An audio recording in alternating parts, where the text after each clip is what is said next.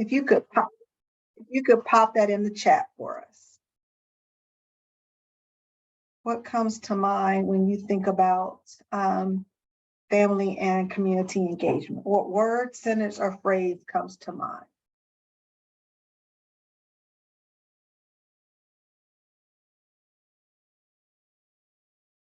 Belonging.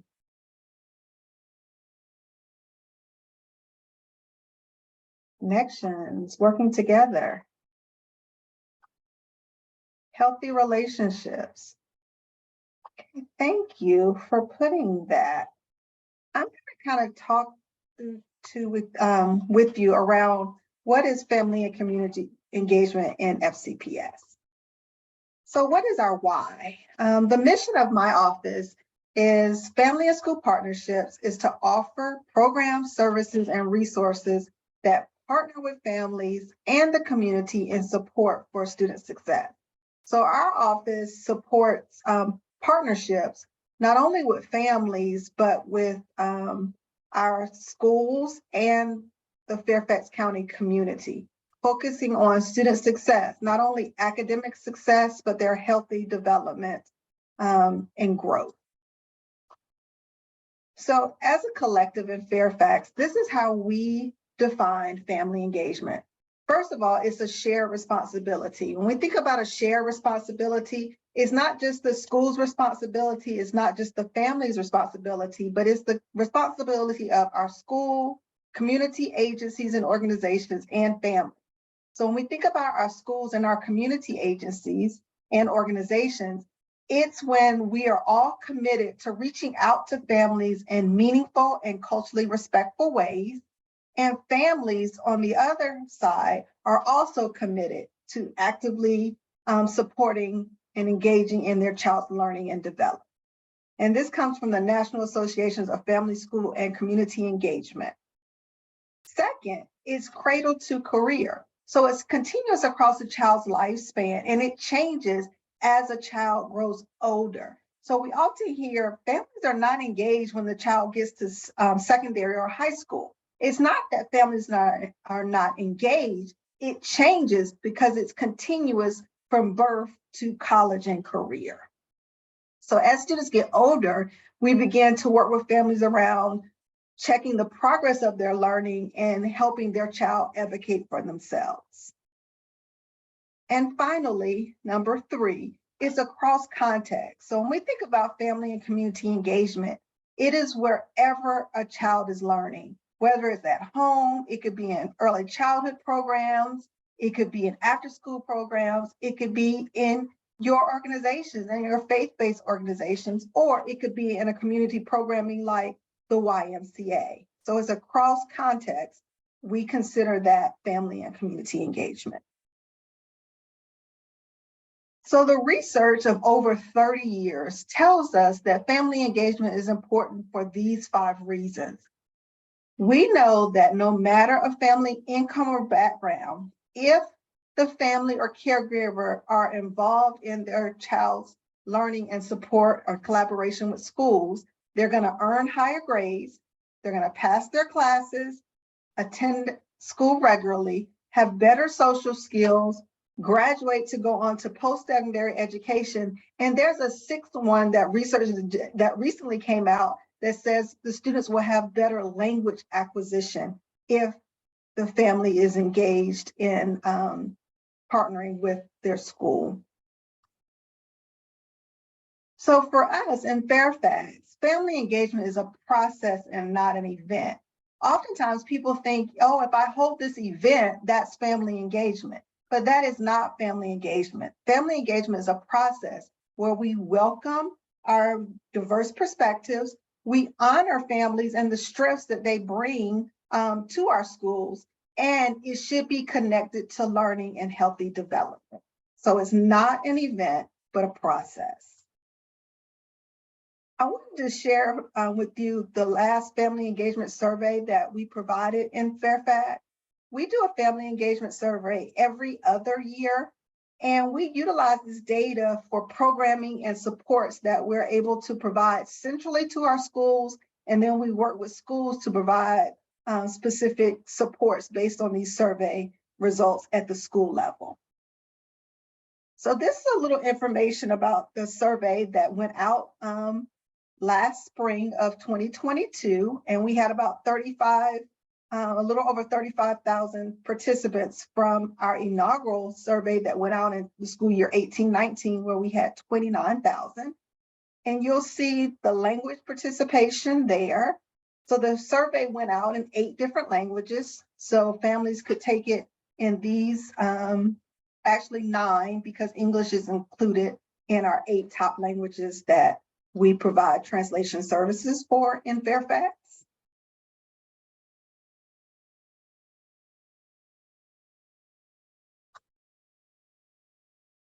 So this was a metric that we had in our previous school improvement, our strategic plan around feeling respect.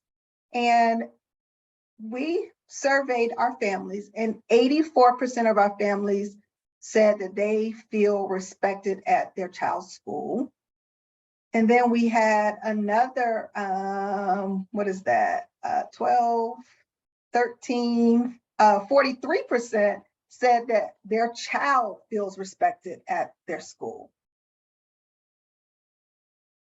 These were the dimensions of the survey. We looked at 6 areas to include the welcoming environment, communication, student success, advocacy, family and school partnerships, and collaboration with the community.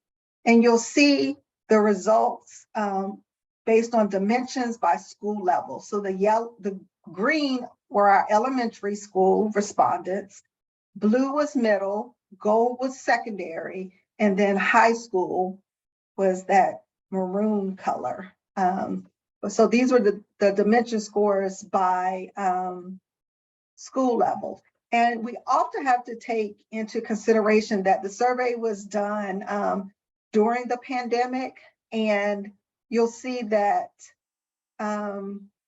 collaboration with the community was a little lower than it was in the previous year. So collaborating with our community is always important in how we can provide those partnerships and supports for our families. And these were our 5 highest ranking responses to our survey. I mean, they felt that their child was safe. The school welcomes different backgrounds and cultures, easy information to understand, their child feels welcome, and this school is safe. Those were our highest ranking items in our survey. And then looking at our lowest ranking, these were the 5 lowest ranking, and we continuously are working around how to support the needs of our families based on this. The school provides me with opportunities to connect with other families. So our families are asking for more connections with other families to build their network. Receiving information about what they can do at home to help their child improve their learning, and how to support their child with mental health and wellness. We know that we are in a time where our students are really having concerns around social and emotional learning supports, and we're consistently trying to build those supports for our students and our families. Again, working with the school staff to identify social and emotional skills to help their child be successful. And our school encourages parents and educators to share information about student strengths and learning preferences. So again, not building on the assets of our families and asking about the strengths of our students. So now let me get into a little bit about my office. And I know you can't see this, this chart, but this is a chart of the staff that supports all of the programming that comes out of my office around family and community engagement. And I'm gonna go a little bit into those supports. I have about, I have 53 staff that are located at central office. I have 180 family liaisons that are direct supports to schools. And then I have other staff members that support our program. So my office has a total of about 240 individuals that supports this work in Fairfax County. So in my office, we like to look at this work in kind of like 4 buckets. The first bucket is family capacity. What supports and programmings do we have to build the capacity of our families? We also have programming and supports for our military connected youth and families. If you don't know, Fairfax County has the largest population of military connected youth in the state of Virginia. Then we have staff and school capacity, and then outreach. So let's take a look at some of our family capacity programming and supports that our office provides. First off, we have our family liaisons, and you can see on this list are some of the things that our family liaisons are charged to do and to support. And our family liaisons are direct support at the school level, where they're kind of like that bridge between home and school, and they help to facilitate information, communication, resources to families, and with families in the school, as well as families with school teachers in a culturally responsive way, creating those welcoming environments where our families feel that, and students, that they belong.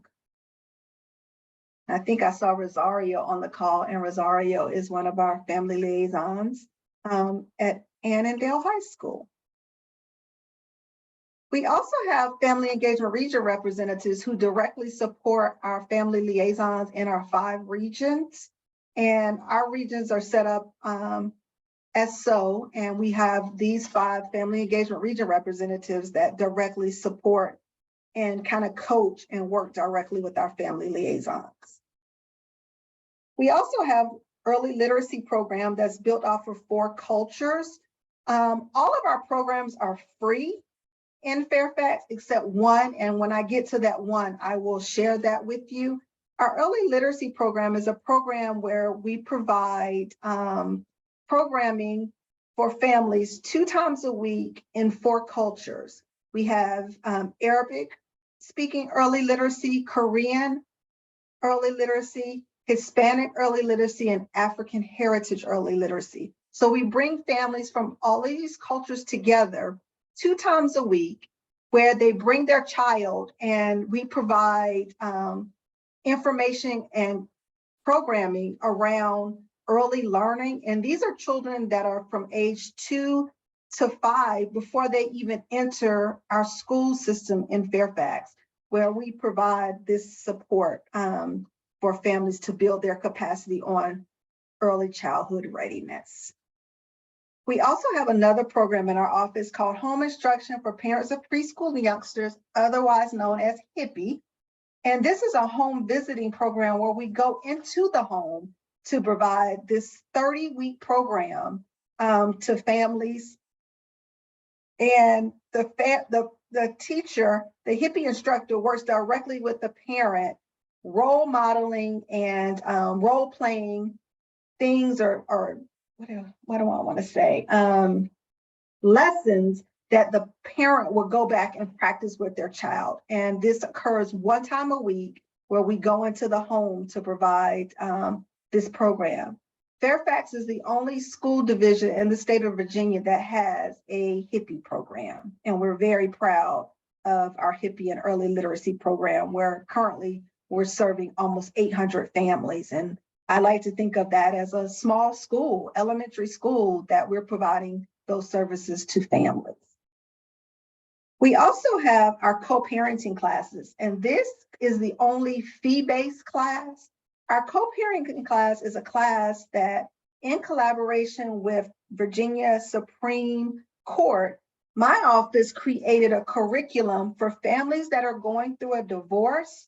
If there's a child involved, they have to take our co-parenting class, and there are also partners in our community that also offer the class, but the curriculum was designed in our office for families to take this class, and it's usually offered on Saturday morning, where they're working on co-parenting and how to share the parenting of a child after their divorce decree is final.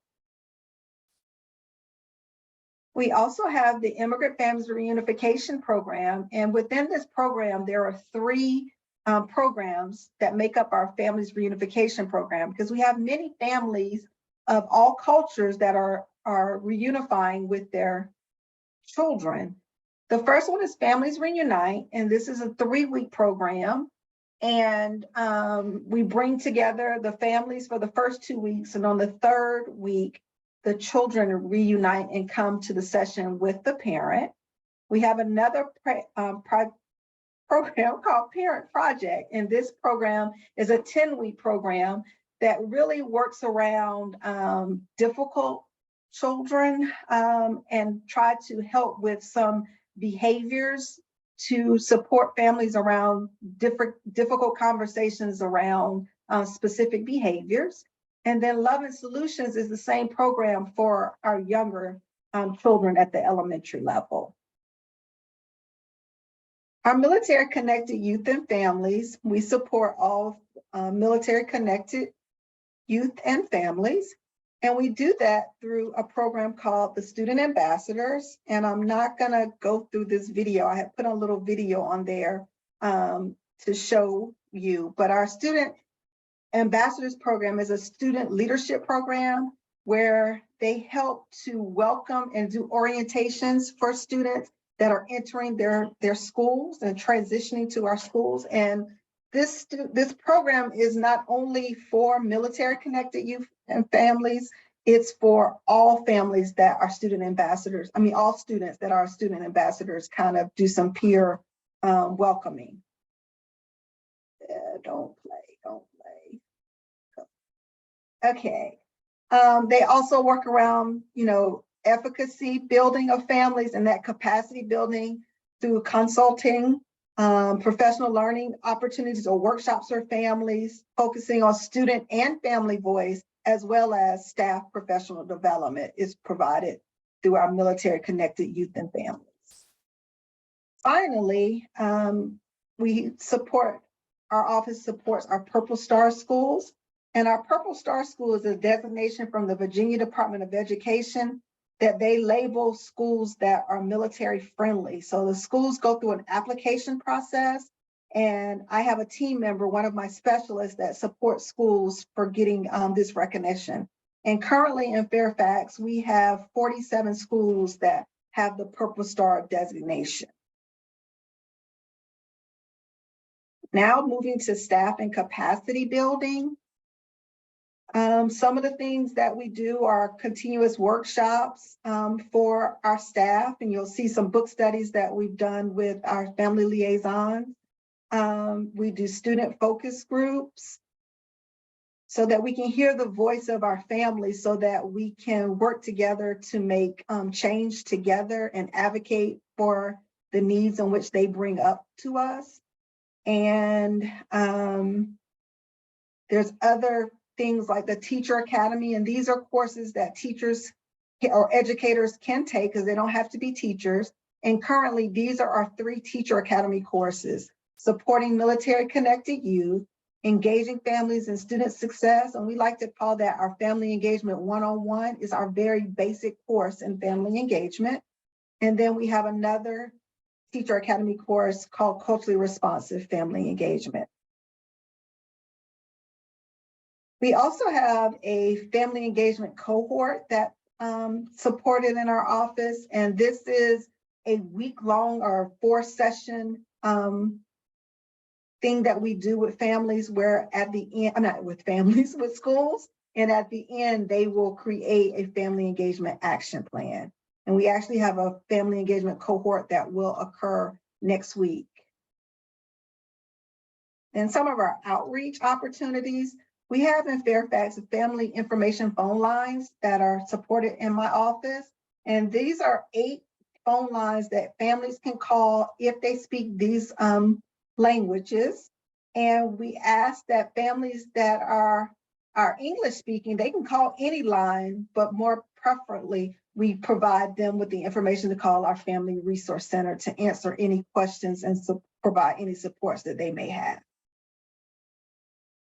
We also have community liaisons at our 3 welcome centers in Fairfax. We have a welcome center out in Herndon, the Dunloring Welcome Center, and one at Cameron Elementary in South County. And they provide support when our students are registering at central registration site. And we provide support for English, Korean, Arabic, French, Spanish, speaking families directly around a host of resources and tools that they may need while their child is being tested for ESOL services. Our community liaisons also provide an interactive getting to know FCPS, and it's kind of an orientation for new families. I also have a cultural outreach team, and they work to provide outreach to our diverse community. And all of us are doing outreach to include my family liaisons, but I have a team of 3 people centrally that are directly supporting some of our outreach within the community. We also have our Family Resource Center, and I didn't change that. We recently changed the name to the Family Resource Center. They provide webinars each week. They provide consultations for families with students with special needs, where they can walk over preparing a family for an IEP meeting or what to expect, or giving them some ideas around some goals to consider and so forth for children that have special needs. They have a host of resources, and they also have a resource library that you can pick up things at any school. And we have like a little mailing system where we can mail resources to a school, and it all comes in a nice little bag, and then families return it back to the bag to their school librarian, and they send it back to us at the Family Resource Center that's located at Dunloring. So I know I've talked a lot, and I just want to throw out 2 questions that I can answer. You just raise your hand. And I know you might have some questions that are swirling in your head. And the other question is, when considering the work, what are some collaboration ideas that are popping up that may be coming to mind? And then this is my contact information. And I'm just going to stop sharing my screen to see if we have any hands so I can take questions. And I apologize for talking so much. You can also write your questions in the chat if you don't, or your comments in the chat too. While they're thinking, I have a quick question. What's the criteria for the HIPPY program? So our HIPPY program, currently what we do is we take the waiting lists for our early childhood programs and our Head Start programs. So the students that aren't able to get into those programs, we start there. Okay. From their waiting list, and trying to provide some early learning opportunities to as many children in Fairfax that we can. Okay. I see Mr. Day has a question for cultural resource. Can you expand on that question? You have to unmute yourself.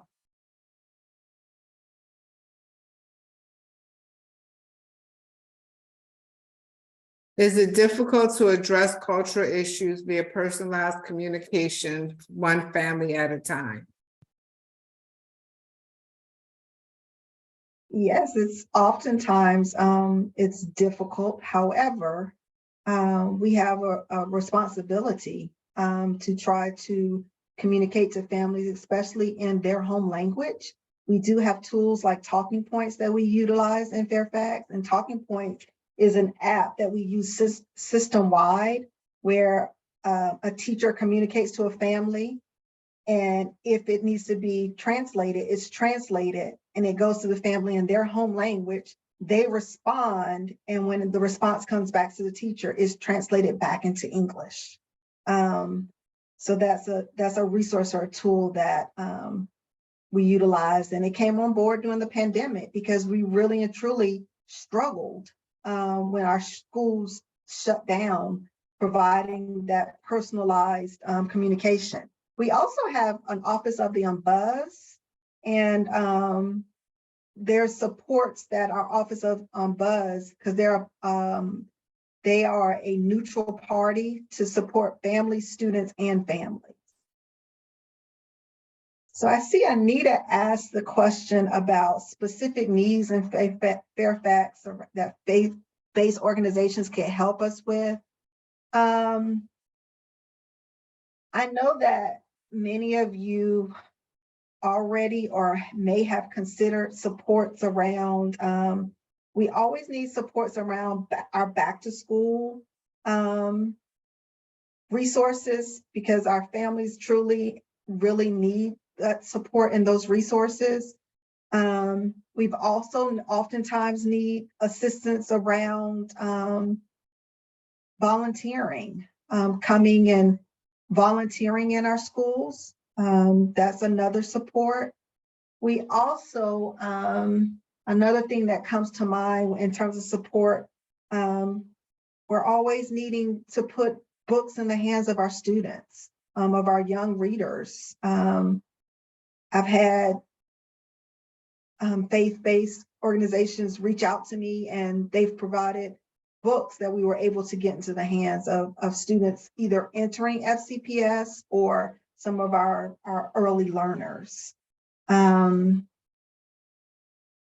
Those are some things that immediately come to mind, just those wraparound services where schools can be the center, or with our partners, with you guys. So Anita had a follow-up question. How do we find the volunteer needs? So where do they go to do that? So for now, they can contact me. We are in the process of updating our volunteer management system, so that we will have one system where individuals can apply for opportunities, pretty much like Fairfax County government. We are working on that, and we hope to have that launched in the fall. But I can connect you with schools that may need support, because my office currently supports centralized volunteering. We also had a follow-up question from Mr. Avi Day. He says he thinks the language issue is a fine tool, but there are other issues for Title I schools that need special consideration. Can you suggest a follow-up contact and email address after this meeting? Mm-hmm. And can you kind of speak to your Title I issues, because our office also supports the Title I office, and we're in our Title I schools trying to provide supports beyond language, because we know that our Title I schools are socioeconomic. I want to make sure that I understand the special considerations. I'm assuming he's probably typing. Okay. Yes. So while we're waiting for the answer, are there any other questions or Hi, Ms. McKinney. I'm sorry.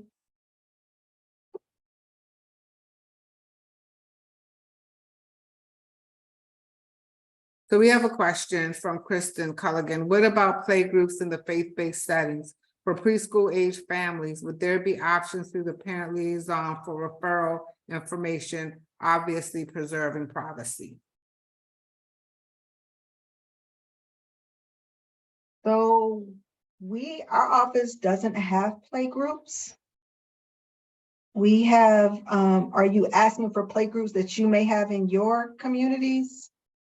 Yes, I was suggesting that a playgroup based program in a community Mother's Day, not a Mother's Day out program, but where moms could come and visit, their children can play, and perhaps invite one of these hippie coordinators to come and offer some recommendations in that setting, create a hospitable environment. And so I was just curious if there was ways to say, we're having this group, and it would be through the parent liaison to the kids who are on the Head Start waiting program list, and just offering this as an option. So Kristen, I'm trying to make sure I'm understanding what you're Sure, I asking. realize I'm not making myself clear. So you're saying to get the information out, or are you saying a play group that's something separate? Because we do have some play groups that are offered from our early childhood, but it's working with families around trauma. So everything is very specific. And so you're saying a generalized play group at your organization. Yeah, I would say work with your family liaison in your school, in your community, to see if there's an opportunity for you to make that collaboration, because schools need, they need community partners, and it's always best if it's within their community. Right, and that's, we're making some stronger contacts with the school that's in our area. But I was just thinking about the hippie program and what a cool program that is. And we wouldn't be able to integrate our hippie program or our early literacy into a play group because it's strict curriculum. And it's set weeks. Like our early literacy is for 9 weeks, 2 sessions, one in the fall, one in the spring. And then hippie is 30 consistent weeks. So it's from the start of school to the end of school. But we could bring, learning opportunities or, workshops our liaisons can support around that. Yeah, that's kind of what I was thinking. Okay. All right. And you have locations for these programs? Yes, we're in the process of scheduling them for next year. I can get that information because right now it's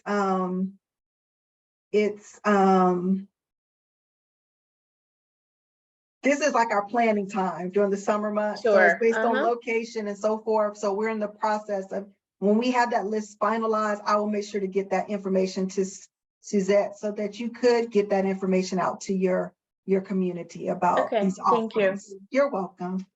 Anita? Yes, thank you. I wanted to follow up on what Kristen was talking about because I'm in her congregation. So if we have a parent liaison, do we also need to have an Ignite partnership with FCPS? We've had previous Ignite partnerships with Willow Springs Elementary to make sure that our volunteers were vetted, that we're working with children. So yes, those volunteers can come through, so the Ignite partnership is different. Okay. Is it necessary for what Kristen was talking about, or just that connection with the family liaison? Is that enough for us? So you're not asking to work with students, you're asking to work with families. If there is volunteering around students, there is a process where you will go through a background check for those, and that is done through my office. Okay. For a centralized volunteer. That's school-based, but if it's on our site, are you saying we still do that with you?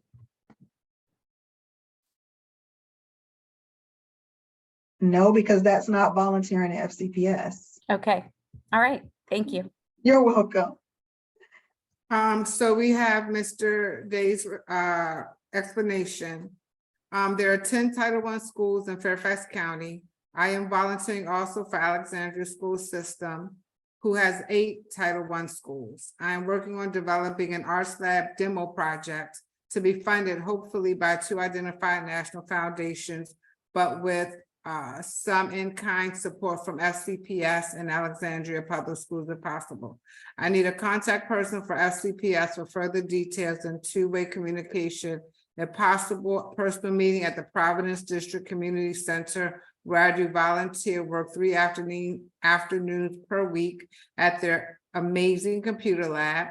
to help with overcoming the digital divide issue when asked by family members, intergenerational. I think that's what that means. And then he put his email in the chat. There are 44 Title I schools in FCPS. That's a lot.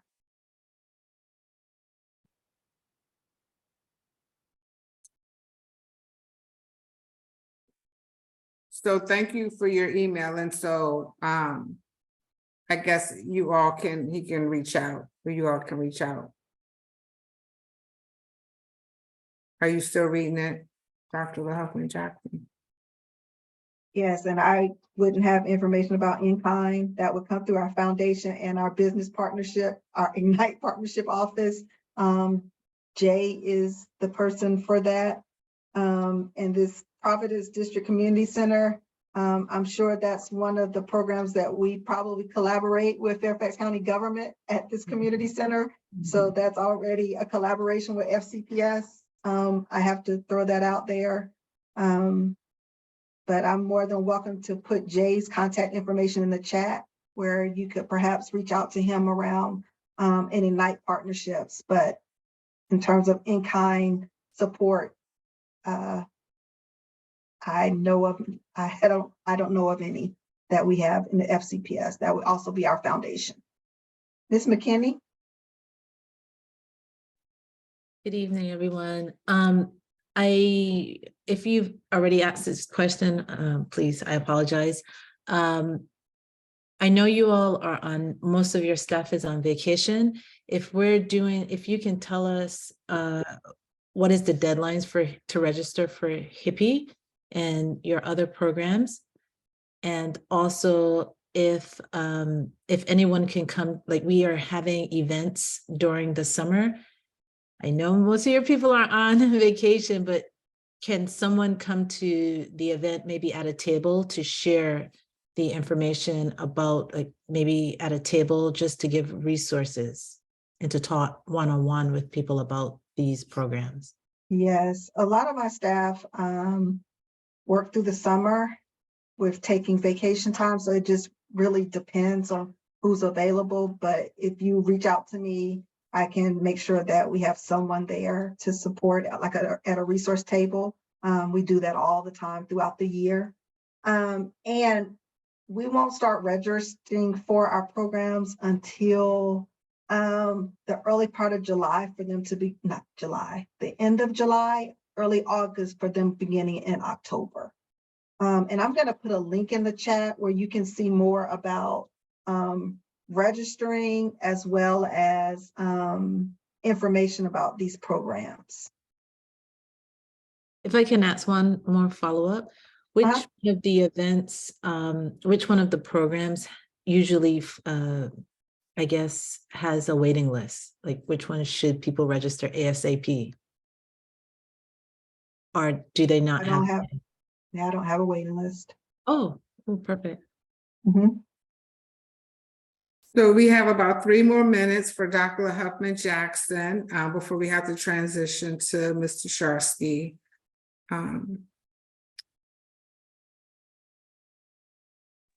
Suzette, can I send you all this information? Because I'm not fast enough. I'll stay on to put this stuff in the chat, but I'll make sure that I send it to you as well. Okay, yeah, you can. And then I'll send it when I send out I'll send out the link to the recording, and if anyone wants to send me their slides, you or Mr. Tasharski, I will send that out also, and I will send that information as well for people to have it.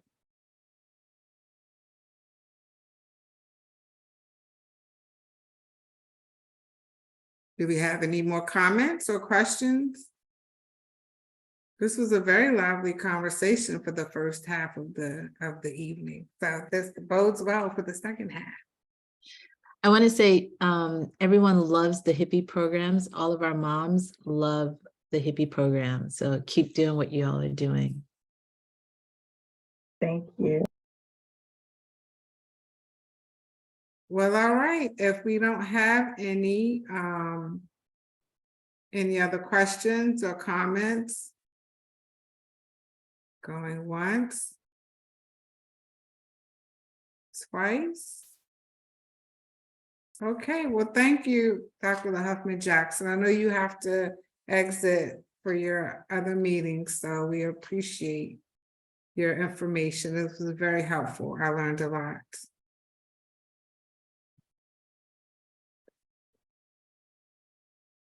Laurie, you have the floor. Well, thank you so much, Suzette. And I just encourage everyone to like stretch and shift around in your chair a little bit if you need to shake it out. I will not be taking all of my time, so I always think it's a little gift to give back. Thank you so much for giving your precious time to the topic of child safety and child protection tonight. And I want to give a little bit of that time back to you. And there will be time for questions as well. I'm not going to go through all the slides that I typically present on this topic because I'm introducing you to a program called Creating Sanctuary. It is a program that was designed by SCAN of Northern Virginia, and we are working with a consultant who comes from a faith community. We have a number of MOUs with different faith communities and different faith traditions across Northern Virginia, which is our service area.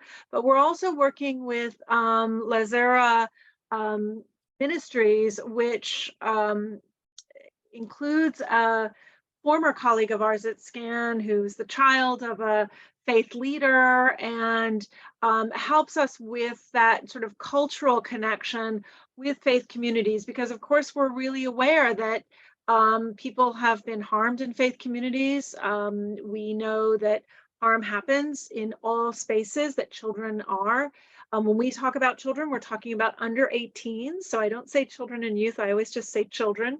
And our focus is really as a child protection, rights-based child protection organization. And what that really means is that our true north are children's rights and children's healthy development, where we'd like the law to sort of keep moving forward and progressing.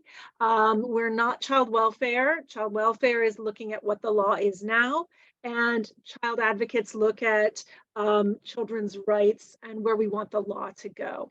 I do have a QR code here. If you have a phone handy, I'll show the QR code again at the end.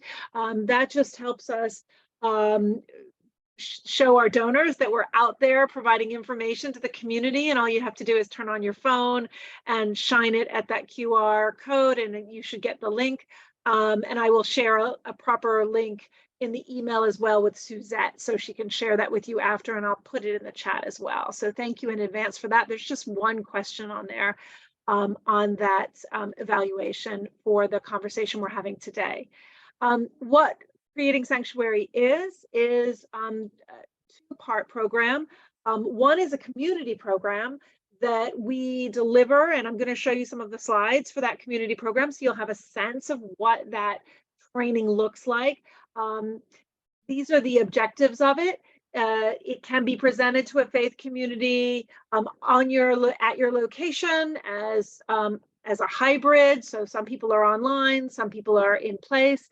We can help you facilitate additional activities such as, a quiet sanctuary to just sit and meditate or pray, a small group discussion for people who are perhaps survivors or supporters of survivors who might need to talk to someone, or a mental health professional or a trauma referral person just to come, and certainly we can provide coaching to ministry or spiritual leaders on how to respond to people who've experienced childhood harm.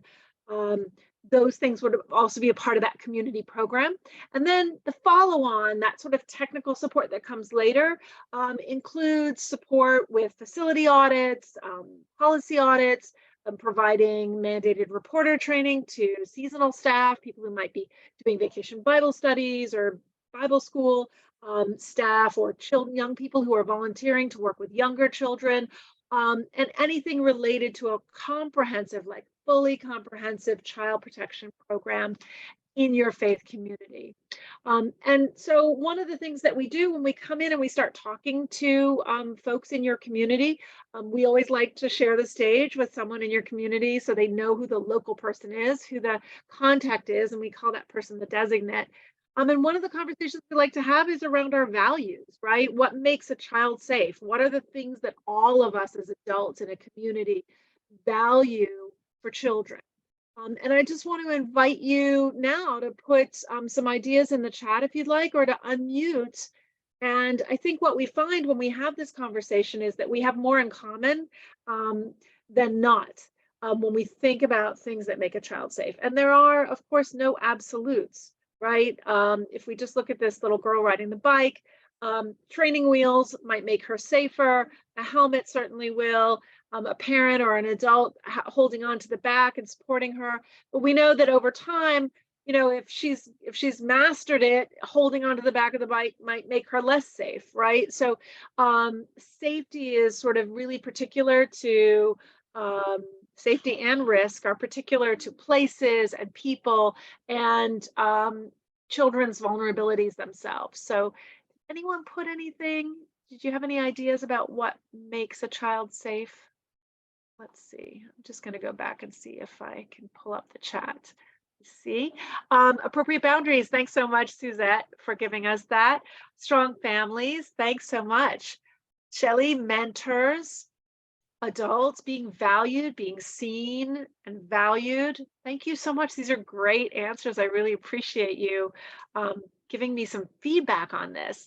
And one of the things I'm always excited to share, whether people may or may not be aware, that the UN Convention on the Rights of the Child is, and I never get tired of saying this, the single most successful treaty in human history. It is the only agreement every single country in the world has stood together to say, yes, children develop in healthy ways that are productive for society and safe for themselves when their rights are protected and they're not discriminated against. So it's not just boys that have rights, it's girls too. It's not just able-bodied children, but children with disabilities.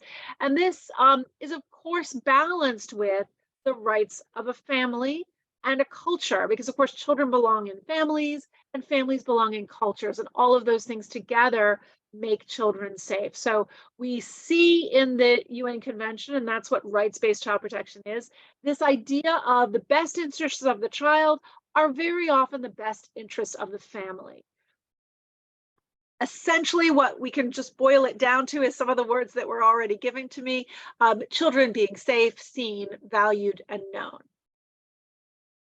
So when we do this training for your staff and for your community, we would talk a little bit about what are the definitions of abuse and neglect. We're very careful when we start these conversations because we realize that even in this small group here tonight, we have among us individuals who are survivors of childhood harm and supporters of survivors. And so we take care, even a definition might clue someone in to the fact that they were actually sexually abused as a child. It may be something they never even considered sexual abuse.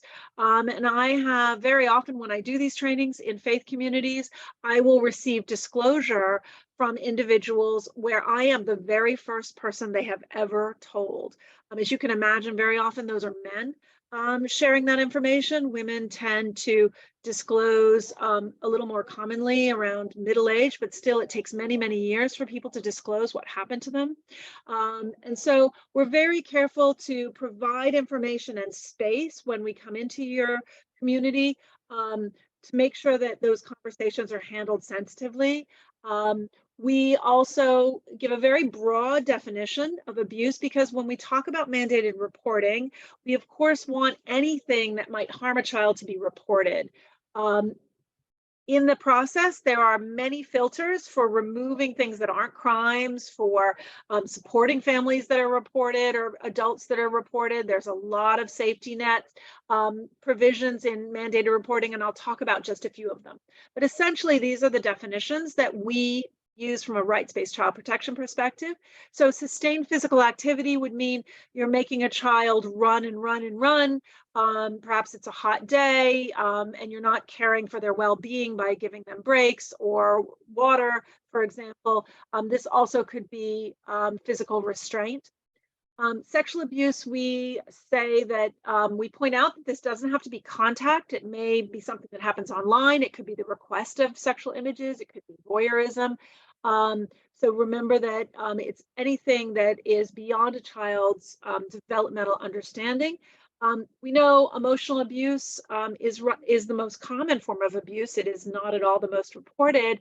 And the reason it's the most common is that you can see that it is a part of other forms of abuse. And neglect, the actions that are not taking place, are the most commonly reported. And unfortunately, where we see a lot of confusion is around economic disadvantage and physical neglect.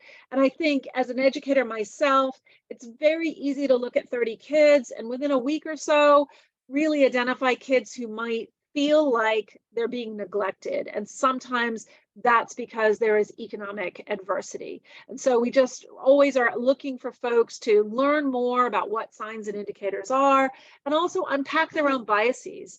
Understand that what you knew before may not be what you know going forward, and not look back and beat yourself up about things you might have missed or done or not realized, but always be learning moving forward. And that's the focus that we have when we work with your community and your staff.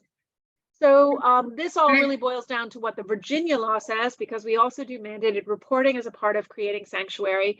The Virginia law boils down to this. An adult who causes, threatens to cause, or fails to prevent a non-accidental physical or emotional injury, regardless of intent. Of course, sexual abuse is an injury, an emotional and often physical injury.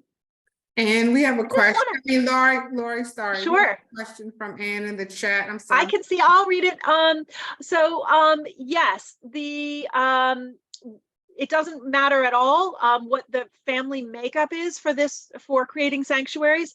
What this really is a discussion. And these slides you're seeing, we have a version that's for professionals. The version you're seeing is what we use for anyone in your community. We want all members, all adults, to feel responsible for children's safety.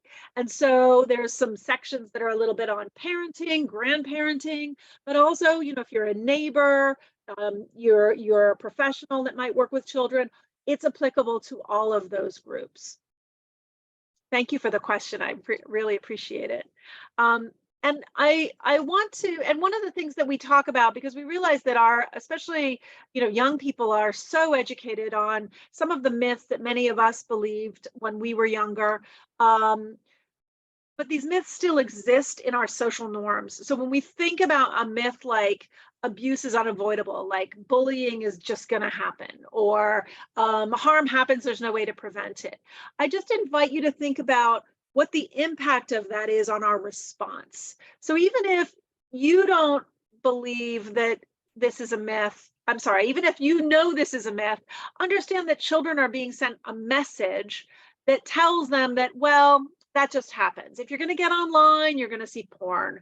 Or if you're going to be with a group of kids, someone's going to haze you. These beliefs actually impact reporting. And if you can imagine, it means that adults don't have any responsibility to prevent things from happening. If abuse is unavoidable, then why do we try to prevent it? So I just invite you, as I put these myths up, think for a moment about what the impact might be on a child or an adult, for that matter, who believes these things. So kids make things up. Any ideas about what the impact that might be? And I can see the chat, so I will have a look at what's there. I just skimmed Abby's comment. Thank you so much, Abby.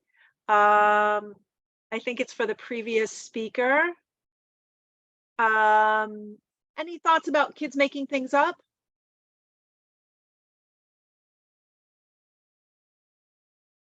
Of course, it means we don't believe children. And actually, the reality is that children tend to make up stories where they're the hero of the story, not part of something that might be shameful or break rules. People who abuse are monsters. If we really believe that, or we think that's true, no one we know or spend time with or have as our colleague or that we respect could ever be someone who might cross a boundary or harm a child. I sometimes when I would train teachers, I would say something like, you know, how many people have a pedophile on staff? And of course, no one would ever put their hand up. That's why we have screenings, but we need to leave space for the fact that sometimes harm happens at the hands of people that we very much like and respect. I think another myth that we need to see the end of is that men and boys are perpetrators and girls are victims. Of course, we know that there is vast underreporting of male victims. We also see very dramatic differences in perpetration depending on the age of the child. About a third to a half of all sexual harm is caused by another child. And, you know, girls tend to have more children whose boundaries they cross under puberty, and boys tend to have fewer over puberty. So this number is not really accurate. We need to leave space for believing all children, no matter whether they seem like a child who would be harmed by someone. And then finally, believing that a child will tell you. Of course, means that you don't need to listen. You don't need to ask questions. You don't need to be curious or provide any guidance on reporting. So I just want to thank you so much, Shelley, for your comment around false allegations. Of course, you're absolutely right. False allegations for the general public of women is 8%, according to the FBI. For children, it's even lower than that, around 5 or fewer percent in most cases. What is common, however, is recanting an allegation. So a child that hints or accidentally discloses harm is quite likely to then later say that it didn't happen or that what they said wasn't true. And that's where some of these myths around false allegations come from. So how often for sexual abuse? It's 1 in 5 girls, 1 in 7 boys. I mentioned earlier, there's gender variations by age, abuse type. We know that women are more likely to physically abuse in the home. We know that boys are more likely to be physically abused in the home. We know that online sexual predation or exploitation happens differently for boys than for girls. Boys are more likely to be extorted for money after they have lost control of their sexual images. We also know, unfortunately, that harm can happen within organizations. These are the stats just for employees of schools that have very high vetting processes and suitability screening. We know that abuse happens in all youth-serving organizations. I'm not going to go through the signs and indicators. I'm going to deviate from what I would normally do in a training now, but you can see that it gives the community and the staff a chance to talk about things that may or may not indicate harm. We go through all of this. We talk about the difference between an accidental injury and abuse and what corporal punishment actually is. But in sum, just for those of you who are with me tonight, what we notice is things like the facts don't add up, or the story changes, or there's a pattern. A child has an injury on Monday mornings, but not so much during the week, or it happens after a report card comes out, or there's always an injury in the same place, but the story changes. We also want to pay a lot of attention when young people have changes in their behavior. A child starts to fail at school or not want to do an activity. They show an aversion to a place or a person. These are indicators that may or may not indicate harm has happened. So harm can happen and there won't be signs, and there can be signs and they don't necessarily mean harm can happen. But I will say that around 40% of 0 to 3s who are sexually abused do show at least 2 of these signs and indicators at the bottom. So you can imagine that if a child from 0 to 3, if nearly half the time is showing some kind of sign of being sexually abused, you can imagine that older children would, of course, show signs as well. I'm just at the very end of the kind of grim part, and we're gonna lighten this up and be a little more positive in just a minute. But I think it's important that your community and you as caring adults are aware of what the risk factors are, and they differ between family harm happening in families, harm that happens in organizations, which is kind of my special area, and harm that happens between peers. And I just put a couple in blue to show you that what we sometimes assume isn't true. Many times I'm asked to comment on a case, and I will hear that, well, this adult that's being accused is above reproach. This is an adult who everyone loves. They do everything for kids. And the child that's accusing this adult, they lie, they act up, they're just a troublemaker. And by the way, this is language I would never use for a child. This is biased and minimizing language, but this is the story, and people have convinced themselves that those two things, which are actually risk factors, those two things together mean that it's a false allegation, when in fact, someone with knowledge is well aware that an adult considered above reproach would target a child who might be acting out, who maybe is experiencing another form of abuse in the home that makes them really the target of a different kind of harm. And so I think we need to be very intentional about our assumptions when we have the responsibility of caring for children. And a part of that is really doing the work around diversity, equity, inclusion, equity and justice, understanding what our own biases are. And I just say to those of you who are supporters of survivors, or maybe survivors yourselves, we have to do extra work because we know our own story so well that we need to sort of set aside our own bias and look beyond the things that happen to us. And understand that there may be families. I worked internationally before I worked in Northern Virginia. In some cultures, when families are under stress, they get loud. In other cultures, they get very, very quiet. And making assumptions about another culture based on your own is a recipe really for implicit bias taking over adultification and other kind of biases that help us not see children or listen in the way that we should be. So I just put that out there to note that parenting can look quite boisterous in some cultures and less boisterous in others, and it doesn't mean that one is more abusive or harmful than another. And I just want to step back now again from delivering content to you, just to say that one of the things we talk about are the ACEs, adverse childhood experiences, that now include a lot of other factors besides abuse and neglect, but of course have a lifelong impact on a child. And so even when we think about an event, a single time event, or an event that maybe happened over a short period of a child's life, they will have impact on into their life if they don't have protective factors and resiliency that's being fostered in them. And that's what we're going to pivot to. That's the good news. We can't keep a child completely safe from the world, but their history of connectedness is a much better predictor of their lifelong health than their history of adversity. And I think that's the really good news for all of us who work with and care about children. So I just invite you to think a little bit about what your faith community or your organization is already doing right now to keep kids safe. I'm sure it's a number of these things. And so these are things you can build upon. Number one is really prioritizing child well-being, stating up front that you're an organization that prioritizes the well-being of children. When you hire people, you ask questions about child protection. When you seek references, you ask questions about it. You prioritize a code of conduct so that everyone is on the same page in the organization.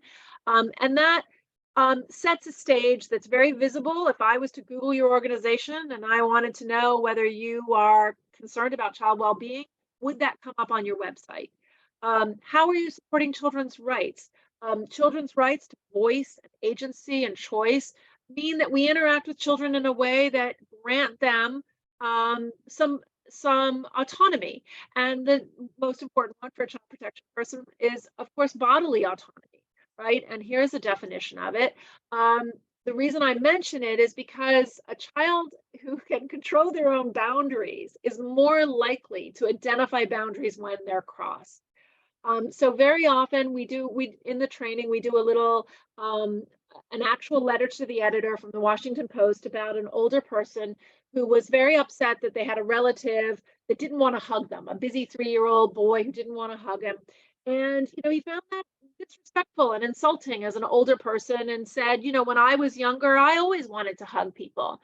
And so we talked through that with the community that's hearing the presentation, and we sort of identify the fact that, there might be other ways to relate to a child who's busy and involved in something.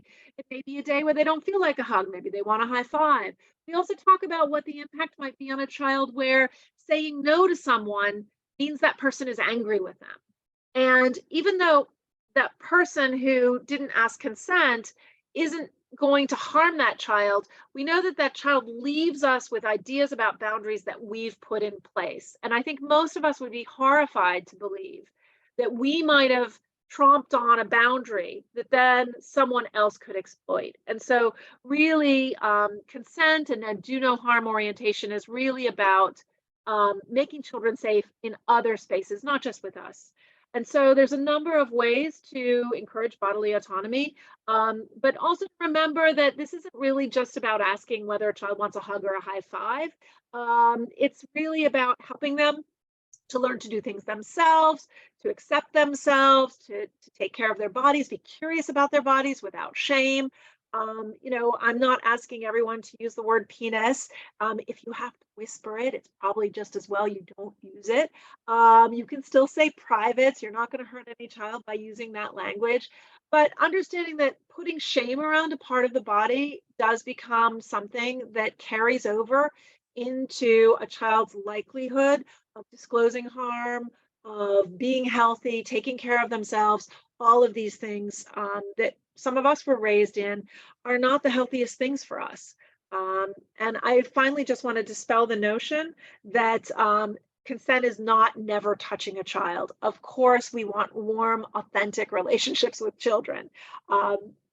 It would never mean that you couldn't give a child a hug who needs one or comfort a child who needs comfort. It's really more about whether you're acting on the behalf of what the child needs rather than what you need. So it's not like I'm coming in because you're such a cutie pie and I need a hug. We're really reacting to children in a way that's appropriate for what their needs are. If they're busy climbing the jungle gym, we don't expect them to come down and run over and give us the hug. I think I've talked quite a bit about healthy boundaries, but you can see we do talk about grooming. We talk about warm and authentic relationships, give scenarios of things that just seem very normal and everyday and innocuous. And then we talk about how those things together make a pattern. What grooming is and what it isn't, that word has been really co-opted lately. It really is an intentional manipulation of people and places with a goal of harming a child or creating a relationship that is not appropriate. Not asking children about their gender identity has nothing to do with grooming. And so finally, we just think about, actually almost finally, not quite, we want to pay attention and be curious. We do in the training practice what kinds of questions to ask children, what an open-ended question is, how to respond to accidental disclosure. Disclosure is a process, what to do. If a child asks you, I have something I want to tell you, but you have to keep it a secret. We rehearse what kind of language you use and why you need to have that language, as well as things to avoid. If a child discloses harm to you, anyone who works with children is likely to receive some kind of indication that a child may have been harmed. So it's really important that your volunteers and your staff and you, if you work with kids, understand what disclosure looks like and how to handle it, as well as mandated reporter training. And one of the misconceptions about mandated reporter training is that anyone who works at a faith community is not a mandated reporter.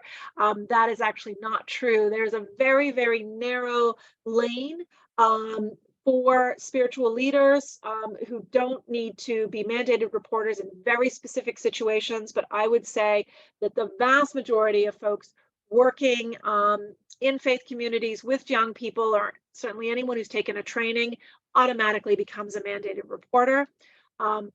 It's important to note here, it's in your official capacity. So if Suzette, has a next door neighbor or a relative where there might be emotional abuse happening, she cannot be charged with not reporting that crime that she knows about outside of her official capacity in the organization. And of course, there are lots of protections. And it's important to remember, even our young people who work in our communities are mandated reporters. And after a mandated report happens, I think the most important thing that we want to say is that things happen. If you don't report, very often nothing happens except for the harm continues. So making a mandated report means something happens. There's another set of eyes on it. It may be inside your organization. It will certainly be outside your organization if you make an official report, even if it's confidential. Families will be offered services which they can turn down. Inside your program, you're more likely to be mitigating risks or doing check-ins with a vulnerable child. All of these things are important to young people to know that adults can and will keep them safe. And then finally, just to wrap up, you are already building those assets and protective factors, resilience factors for kids by creating those safe environments and providing those activities and establishing those relationships. And so this is a hard thing to talk about because we often think of kids we know when we think about child abuse. All of these things on this screen are things that are making children more resilient when harm happens to them and helping to prevent harm for children in your program. And actually, I stuck this in at the last minute. I just want to mention that there is an interfaith group doing a survivor event in September at the Reston Community Center. These are the names of the congregations that are involved in the planning. And I can certainly give more of that information to Suzette so that she can pass it on to the whole distribution. And here is that QR code one more time, and I will grab it for you to put in the chat, and I'm happy to take any questions. Do you mind going back? Oh, yeah, I can go back to the slide with the interface. Sure. I'm just going to grab just going to grab the QR code for the link. Okay, so you want to see, the interfaith, so you can take a picture of it. Yes, please. Yeah. Thank you so much for your interest. Here it is. Are there any questions? Questions, comments?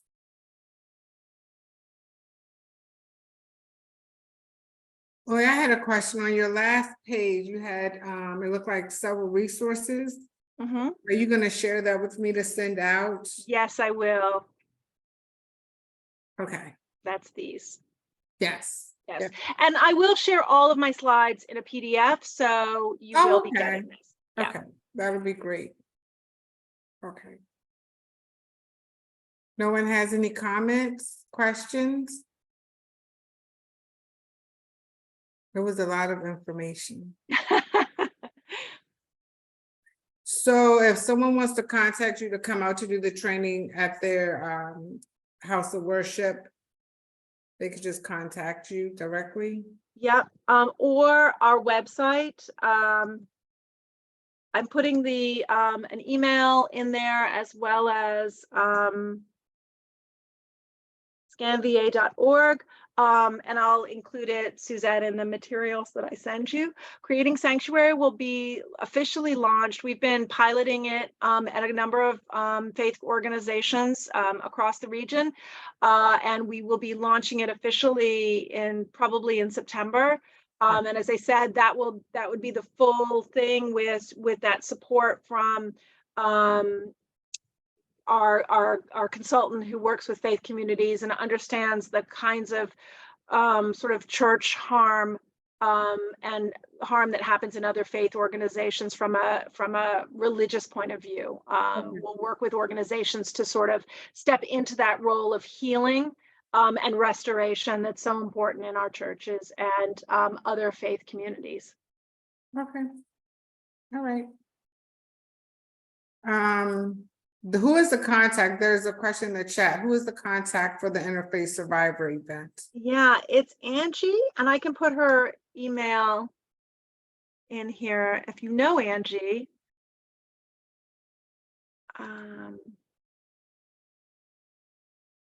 I'm just grabbing her email. Okay. Any other questions while I do that? Angie.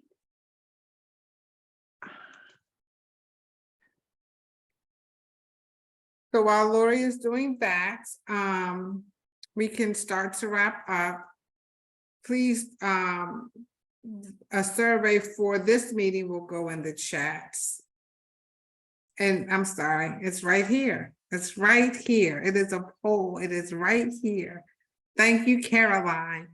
Yes, because we wanted you all to be able to just do it and not have to. So if you would complete the poll, which is actually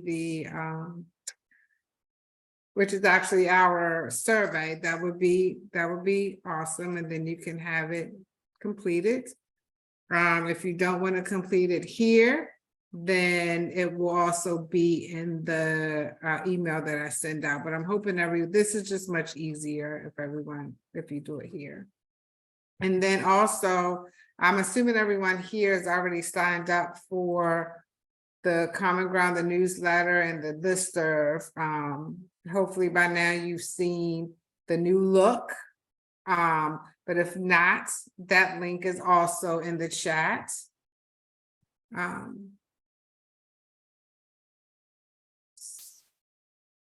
Laurie, did you put the information in the chat? Yes, Angie Boggs. Okay. Does anyone have any other things to say? Any last comments? Just let me tease next month for you all. We have the health department, so that will be very informative and very exciting. All right, well, thank you all for spending your time with me this evening. And I hope everybody has a good night. Thank you.